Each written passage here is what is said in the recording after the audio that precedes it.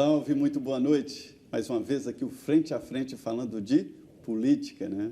É o que interfere e define o dia a dia, o seu dia a dia, a sua vida. Nós estamos aqui com o deputado Rubens Bueno. Ele é do PPS do Paraná, está no quarto, ele é reeleito para o 5º mandato. Um articulador, e é por isso que a gente fala aqui também de bastidores e de como a vida política está andando. Deputado, há uma nova realidade aí para a política nacional.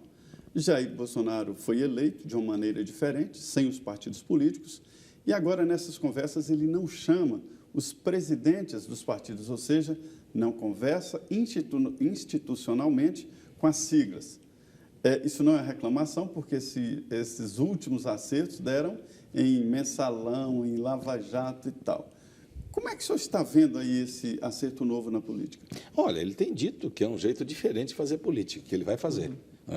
Está mostrando o que está fazendo. O resultado veremos a partir do ano que vem. Porque nunca foi testado, né? Nunca foi testado. E Congresso Nacional, se você não tiver apoio de partidos, você não avança.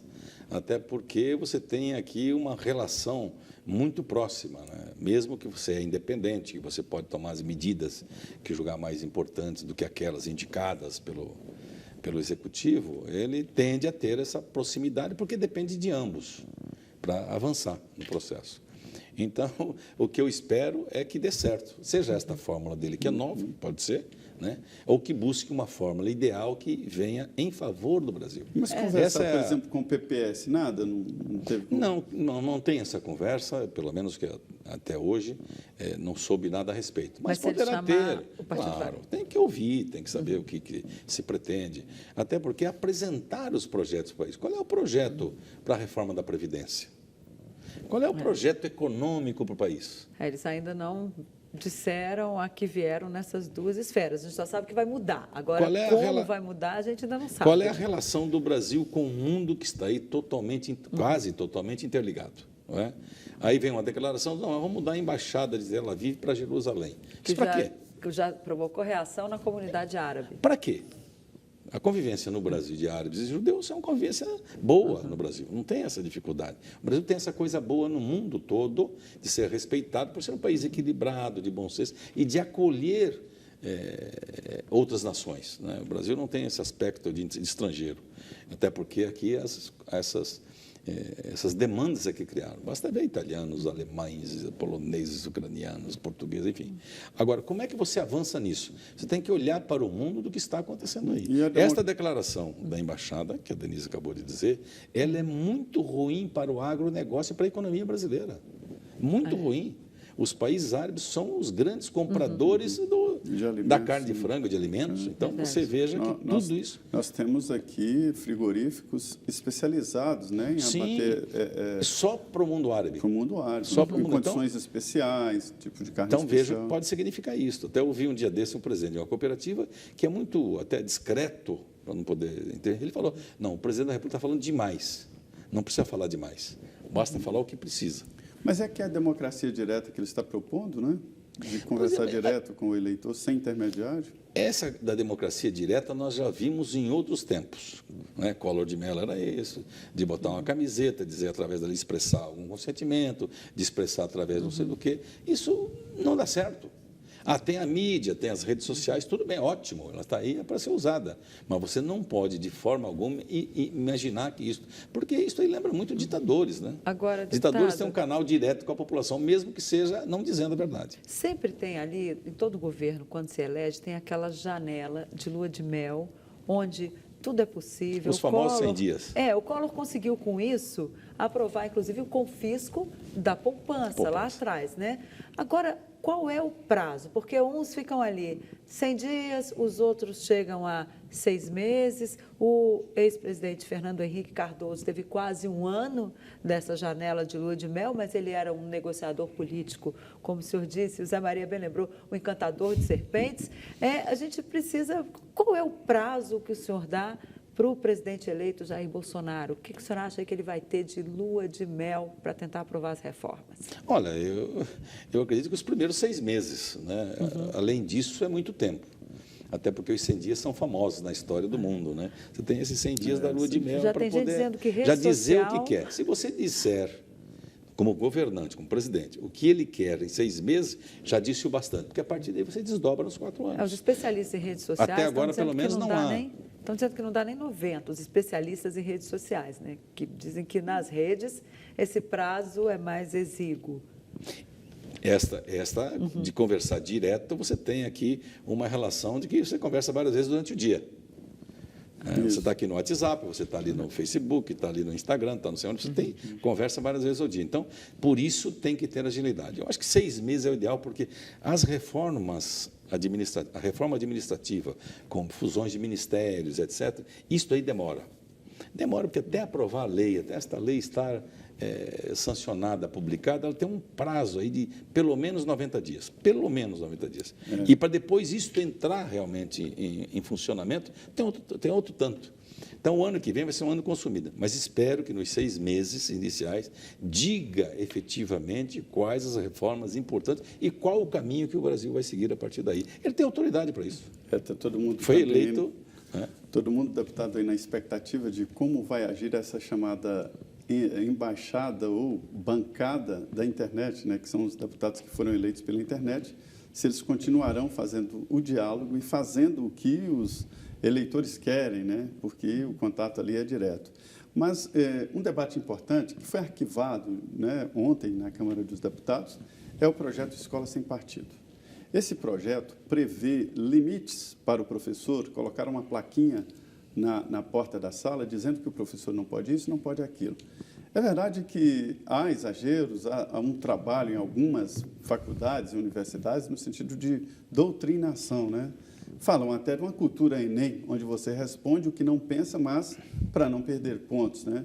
Então, o projeto foi arquivado, mas eu acho que ficou o importante e forte debate sobre escola sem partido. É um desgaste debater isso, mas é preciso, né? É preciso, mas agora você não pode sair de algo que não está indo bem e ir para o outro lado que você não sabe para onde vai. Piorar, né? Aí que está.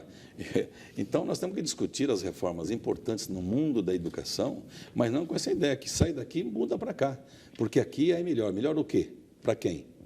Não é? Então, a educação é que buscar tem um equilíbrio aí, né? Equilíbrio. A educação que tem que buscar o caminho naturalmente dos debates que devem existir. E o Congresso Nacional é o fórum adequado. Agora, vai fazer uma lei para isso, né? Não. Você imagine o professor está dentro de uma sala de aula, ali sendo amordaçado, porque não pode pensar de forma diferente. Qual é o professor que não pensa? É o livre pensar. O livre pensar é de cada um, a começar da sala de aula. Agora, deputado, a gente percebe, dentro dessa linha de educação, vem aí também a proposta de redução da maioridade penal.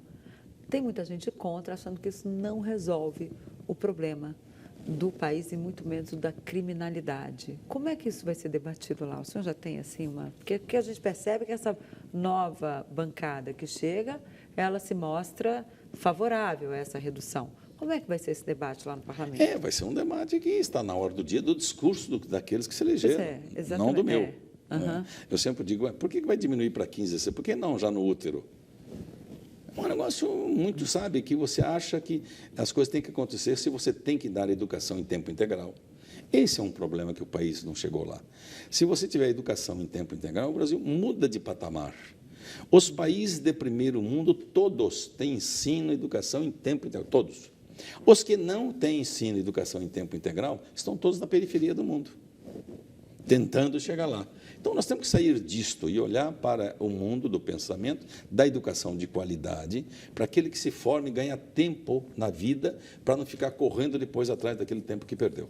Assim está o mundo, e nós estamos perdendo distância, estamos ficando distantes do mundo que está aí, porque o pensamento é cada vez. Basta ver as universidades do mundo, as escolas do mundo. Então, o Brasil tem que efetivamente começar a pensar. E não é diminuindo a idade para poder punir alguém que vai. Você tem que educar, para chegar lá naquele momento ele ser um cidadão preparado e formado. Até porque se hoje o problema tem, e aí estão os homicídios mostrando, quem é que é o mais atingido nesse? É o jovem. É o jovem. O jovem masculino e negro. É o perfil, né? É o perfil. Então, é esta juventude que nós queremos? Vamos diminuir a maioridade penal para quê? Para aumentar isso?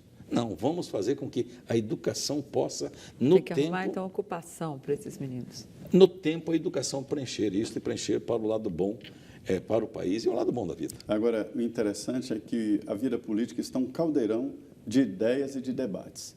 Isso é muito importante, mas é que existem muitos temas ali, né, no Congresso. Nunca houve uma pressão tão grande por mudanças, mudanças, mudanças. Por exemplo, o grande debate sobre a prisão do ex-presidente Lula chega ao transitado em julgado. Está na Constituição, né? Mas Lula foi preso antes do transitado em julgado. E há uma emenda, eu acho que tem até a sua participação, né, da prisão depois da condenação em segunda instância. Sim, eu sou o relator de uma PEC, que é do deputado Alex Manente, de São Paulo, e como relator eu não prossegui porque havia um recurso contra o processo de andamento da PEC na CCJ. Então, esse recurso também não foi decidido e nós estamos lá aguardando. Parou, né? Por causa da intervenção federal, no caso do Rio de Janeiro. Mas não pode discutir e depois deixar para votar? Igual fizeram, por exemplo, com a reforma tributária? Tanto é que é uma decisão da mesa sobre isto. Né? Mas a CCJ, houve recurso contra a decisão da mesa. Tá, eu vou além, Denise, eu vou além. Eu acho que até ser votada pode. Não pode ser promulgada. Porque a emenda acontece só quando promulgada. Poderia trazer processo... A Constituição não pode ser modificada. Pronto. E só pode ser modificado depois da promulgação. Então, a votação poderia acontecer. Ou seja, pode votar, mas não pode promulgar. Mas essa tese, ela é majoritária no parlamento? Aí que está. Já está em discussão, a tese que está, ainda está em recurso? A tese que está, de que há um despacho do Supremo, não me lembro agora, de que pode tramitar, mas não pode ser votado.